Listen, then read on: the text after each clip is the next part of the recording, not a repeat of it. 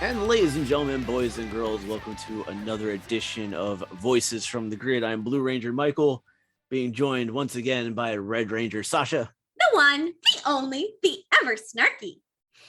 Oh, snarky you are. Mm-hmm. And my snarky sense is tingling because I think today is going to be the most snarkiest of snarky you'll ever be. Oh, you haven't seen the episodes I've had to record with Brian. Yeah, Snark does not begin to cover it. But something tells me with this one particularly, you're going to have a lot of fun. Gee, I wonder why you'd think that. So we're going to begin. We got 2 episodes that we're covering. We got Jokes on Blue and Where in the World is Ranger Z05. We're going to begin with Jokes on Blue. The synopsis for the episode is an endless series of practical jokes are being played on the students of Angel Grove High. And Bulk and Skull compete against a pair of rival private eyes in tracking down the culprit. Meanwhile, after being kicked out of read-ins as Winnebago, Rito, and Goldar bear witness to the return of King Mondo's eldest son, Prince Gasket, and his wife, Princess Archerina. Did we mention that their names are Gasket and Archerina? You already know where this is going. After an estranged absence from the Machine Empire, planning to rid the kingdom of Louis Kaboom, Archerina's love spell arrow sends Louis on a kamikaze mission against the Power Rangers. Did we mention that their names are Gasket and Archerina? I don't think it's been mentioned enough. Their names are Gasket and Archerina. Can you tell us like 17 more times? Gasket and Archerina is their name. They told us, and then Zordon told us. And then in case it gets repeated over and over again to Louis Kaboom and everybody else, their names are Gasket and Archerina. So I'm actually going to hop in the Bulk and Skull first because they actually probably have one of the better storylines of this episode. And that is a series There was only one good storyline this episode, not going to lie, and it's whatever's happening on the moon. The Ranger stuff could have just not been here at all. Well, Bulk and Skull had a good storyline. It's a fine story, which basically ends with the fact that they don't solve the case. Kat and Tanya do and give them the credit. Whoop-de-freaking-do. Congratulations, Kat and Tanya made 2 steps above previous Rangers that bullied Bulk and Skull. Mazel tov. Do you want a freaking cookie? Actually, I would like a cookie, please. Well, go get one. You're at home. You don't have cookies? Not my problem. We actually don't have cookies at home. We have Twizzlers. That sounds like a you problem. Oh, okay. But but anyways, practical jokes are happening abound, and Bulk and Skull are the ones on the case. This is also one of the episodes because Principal Kaplan is essentially no more at this point. He was such an important character.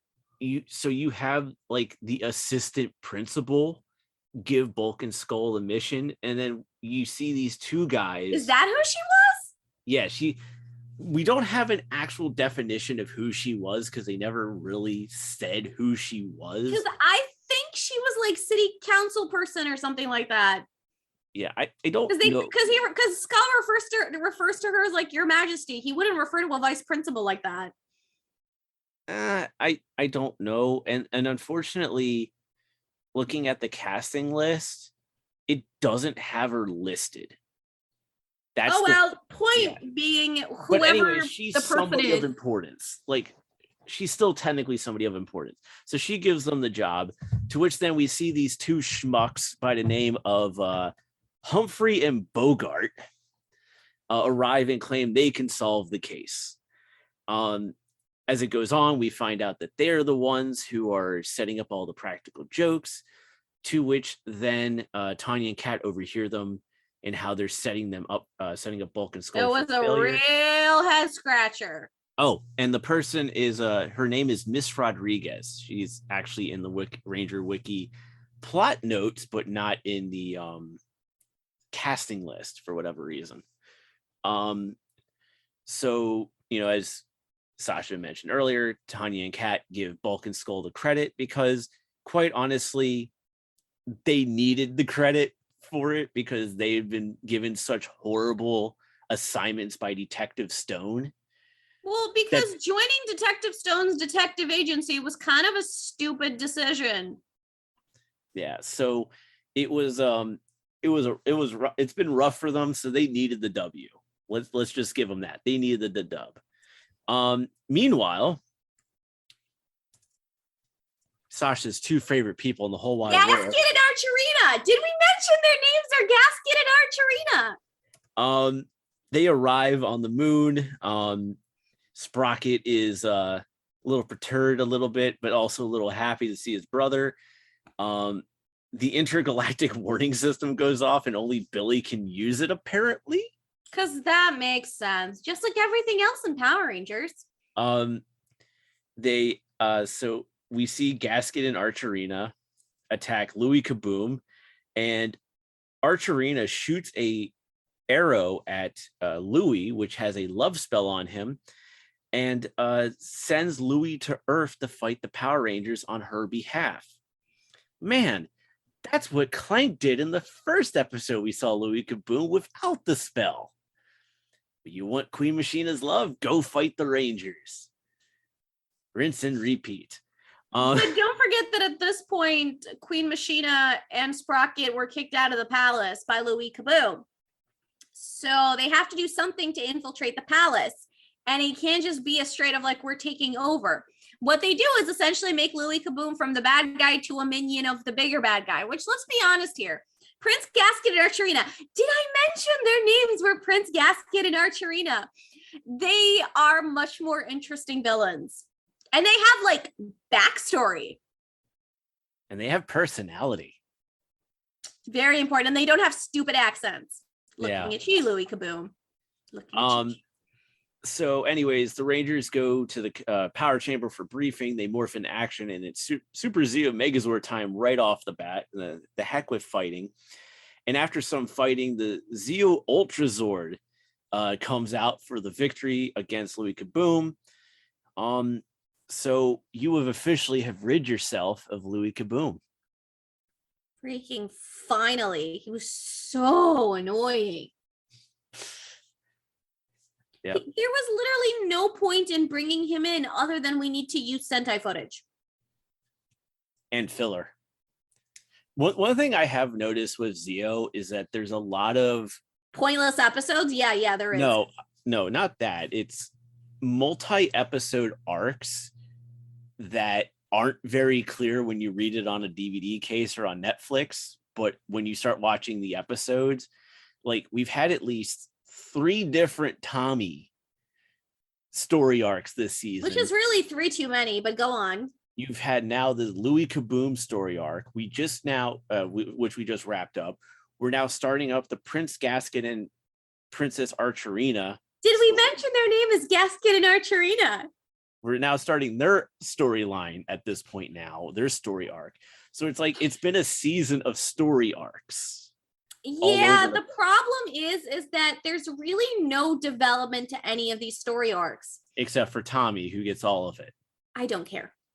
But yeah, like, honestly, like, Rocky gets a couple of episodes here and there. Tanya and Kat are featured rather too much, in my opinion. And Adam is just there. I feel so bad for Adam. This is like the second season in a row where he gets kind of sidelined. Yeah. Like, there's entire episodes where he literally has no lines. He's just there. And I don't understand what's going on behind the scenes because none of this makes any sense. Yeah. Like, from a writing perspective previously, right? And what we see later on is that the episodes become sort of formulaic, a little bit more so than here, where, you know, you have, when we start with new seasons, right? Where each season you have a new team, you have a structure of like, this is the opening that establishes the team, the concept, the bad guys, and there's a fight and they get their powers. The rest of this, the first batch of episodes is usually character building episodes that work to establish these characters, put them in situations and help develop them. And so that we see their growth as we head towards the end of the season.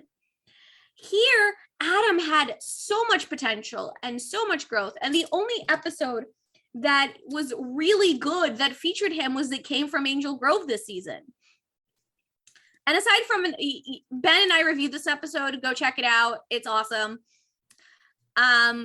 but there's just like nothing. These are just and even the Kat and Tanya features, again, there's no arc for them. This is just like, we need to feature the girls, and like, I don't Tanya never had an arc to start with. Tanya's storyline arc should have been freaking out from day one, going, what? You don't have to repeat what Ben already said in the opening of Zio, okay? Like, we've covered this. But that's the reality, though. That is the reality. And like, we did get some good, there are some good overarching things, but I don't want to get too much into episodes that our listeners will be listening to later. So point being, the season sucks. Yeah. Which brings us to our next episode. Where in the world is Ranger Z05? So we begin the episode with Tommy. Oh, and you'll be happy to hear this. This episode has Tommy is not in it. No. This episode has a 2-sentence plot written up by Ranger Wiki. Thank Kirby. But this episode begins with Tommy is jet skiing because Tommy can do everything. And we actually see Tommy's uncle, who is a jet ski racer. And sure. Tommy is testing out his uncle's jet ski to see how it's handling before they use it for the race. As a result, this Gasket is watching and planning his new kingdom on Earth. And one of the interesting things is that he's actually on Earth doing this. We never see them on Earth plotting, oh yes, I like to put my castle over here and my moat over there. It's like they're always up on the moon. Well, compared to like Rita and Zed, I think we see much more fights with like King Mondo and the actual like royalty, as opposed to like just one-off characters. Yeah. While the planning of his new kingdom on Earth is going on, he calls Sprocket a simp, which I saw that and I just laughed hysterically. Obviously, back then, that was not such a significant term like it is now in the gaming community. I thought this was supposed to be a 2-sentence summary. No, I'm not reading off of Ranger Wiki. I'm reading. I don't know what you're doing. Yeah. But I'm like Roddy Piper. When you think you got the answers, I change the questions. But anyways, so we're back at the lake, and Gasket actually then kidnaps Tommy, which takes him out of the episode for you. I know, I said that earlier. And not only does he do that, we don't really know what happens. We just know that Tommy disappears and the Gasket is responsible. And it's so random. Billy, unfortunately, is not in this episode to explain what the heck is going on. Oh no, he's on Triforia, helping Trey reassemble himself because Billy has expertise on that. I mean, the guy's been the Aquatar. I mean, because those two planets are exactly the same, and you don't that's know like what saying I'm sorry. That is like saying I am an expert on Vulcans when I have been to Kronos. I mean, you don't know what the Aquatarians were teaching him there. I mean, not the point. But anyways, so Tommy is kidnapped randomly by Gasket. Kat calls the power chamber for help, and Kat and Jason are the two that go to the power chamber. Obviously, Tommy's uncle asked where Tommy went, to which they lied and said, "Oh yeah, he went to the shop to go pick up a part." He said it felt weird. Very important section of the episode. So important. I know it was so important we had to bring it up. But anyways, Gasket sends Cogs, and Kat and Jason morph in action. And the Cogs actually destroy their gadget that they're trying to use to find out what happened to Tommy. Oh, and we also learned that Tommy is not on Earth based on scans that Alpha does, or some nonsense. So wait, Alpha actually did work? Alpha does work. It's Zordon who's useless. Keep up. Lately, Alpha's been kind of living off of Billy. No, Alpha's been helping Billy. Yeah, I know. I'm just trying to give Alpha a little hard time. He deserves a hard time. You don't want him to go evil again. I mean, Alpha. Or do you? I mean, Alpha was one sassy little robot. It was pretty fun. But anyway. It was kind of cool. But anyways, the Rangers then go on to take on the monster, but they would retreat. Soon they would get back into the fight, and Alpha would get them their Super Zeo Megazord and the victory. And also, they do this thing this season where anytime something happens that disrupts the flow, when they have to go back to the flow, they're like, back to action. And it's super annoying. Yeah. It's like anytime in Megaforce, he kept saying, that's a super mega win. I wanted to punch something. I know what I'm going to be ending every episode that season with now. Luckily, we do this over Zoom, so I can't get punched in the face. And then, anyways, back at the power chamber, they have located Tommy, but the panel would then explode, to which then we would see a clear shot of Tommy in the different dimension attached to a device, and he is struggling.